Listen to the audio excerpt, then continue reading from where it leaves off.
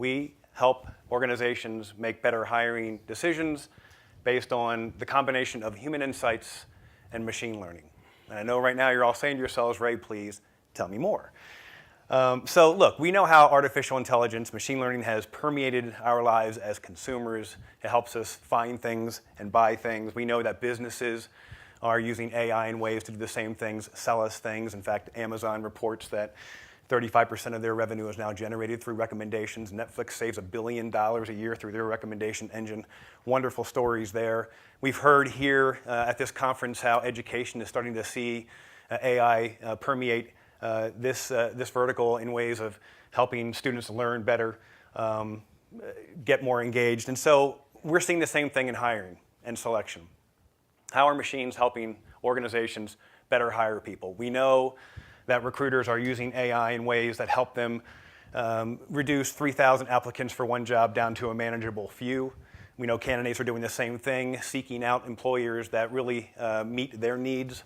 We see this moving through the entire hiring process, right? So things like video interviewing, which has only been around for a few years, are now using AI to help look at facial expressions, speech patterns to make better hiring decisions. We also know it's in personality assessments that have been more gamified than ever. How are people reacting, applicants reacting? How quick are they reacting? How quickly are they solving problems? The two challenges with AI in hiring involve, it only provides the best information based on the data entered in and the algorithms created therein. And the second is, it's only incorporating the viewpoints and the feedback from the applicant, right? It's the applicant who's answering the assessment, whether it's gamified or not. It's the applicant doing the video interview. And ultimately, nobody else is involved, and that's where we come in.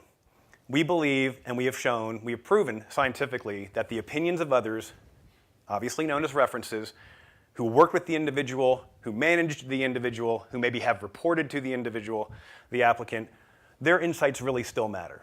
And when you combine that with machine learning, great predictive outcomes happen, right? So we also have, very briefly, two other solutions. One is sourcing the references to involve them in talent communities. That's going very well in credentialing, but I'm going to focus on the reference aspect of this. And the reason why is, again, everybody that we talk to understands that the best predictor of future performance is past performance. You can't get that information from a personality assessment. You can predict how they might perform in the new role, but not know how they performed in a previous similar role. We have created a confidential forum online, fully mobilized, allowing references to share very candid, thoughtful information because their individual responses won't be seen. We've also combined that with hundreds of surveys that are job and behavioral specific. So when we grab the attention of the reference, we're not asking them to tell us if Ray is a nice guy and did he show up to work on time. This is really much more detailed than that. So if Ray's a salesperson, does he actually create outcomes that are both beneficial for the client and the employer for which he's working for? Meaning that, did he overpromise, where we are now as a company underserving the client that he just sold? Is the doctor, the physician who's applying for work, someone who listens or just interrupts and makes judgments on the fly? When they are providing medication to the client, are they in fact telling the client how clearly to use this when they're at home? How about the adjunct professor? We know that faculty need to interact with their students. We know they need to provide the appropriate guidance, make themselves available. How are they at that? And of course, finances are ever viewed as difficult to manage when you are a family, a student. Does the financial aid counselor really provide the best guidance possible and working through all the nuances? After each survey, we also give the references an opportunity to provide 3 areas of strength, 3 areas of development. A significant majority of references do this because they are also instructed that these verbatims are scrambled, and so nobody is identified with who said what about whom. And ultimately, this leads to great outcomes. The first is that our report is used for onboarding when, in fact, a hiring decision is made. So one of the challenges companies have when they do hire somebody is know where to immediately target training. The feedback that the references provide here signal immediately that as a project manager, Ray may have a little bit of a challenge with task orientation, right? Needs to slow down a little bit.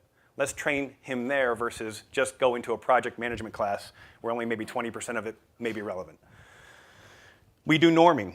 We put millions of applicants through this. Multiple millions of references have provided feedback. We norm adjunct professors against others, CNAs against others. We know that these ultimately lead to very interesting outcomes. For example, the two biggest predictors of success are, will your references actually speak up for you? Will they be involved? If not, that is something that will predict outcomes, as will the actual ratings. Ultimately, we know that the lower the reference response rate and the less favorable ratings can lead to outcomes like this, where we know nurses who have the combination of both of those are 4 times more likely to be termed for cause. Now, what does that mean? Well, clearly it helps with better hiring decisions, lowering turnover, helping with retention. There are significant dollars there, but it goes even deeper than that. In healthcare, HCAHPS is really important. Patient satisfaction scores actually impact reimbursement rates.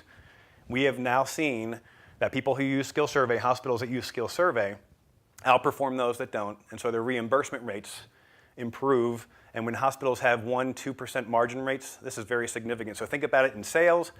The better you make hiring decisions, yes, you're saving money on turnover, but you're also getting better salespeople in to sell more.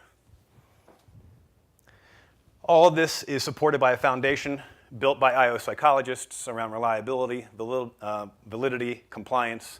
So when our clients put this into their hiring process, they feel confident and comfortable that they're treating people fairly. All the applicants are seen as going through the system the same way. It's very consistent. There's no adverse impact nor bias. And so ultimately, we have grown to the size where we are approaching 1,000 hospitals. We have hundreds of staffing firms, hundreds of nonprofits. We're here because we are growing rapidly in higher education. We're in every vertical, having a who's who list of Fortune 1000 companies. We're continuing to look forward to a great future for us, so thank you.